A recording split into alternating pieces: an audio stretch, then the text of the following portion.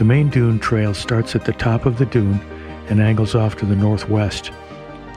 If you're up for a long hike, this trail can be followed all the way to the shore of Lake Michigan. The distance is 1.8 miles or 2.9 kilometers one way. However, it is a difficult hike because of the dry, loose sand, which makes walking more difficult. If you hike this trail, be sure to bring some extra water.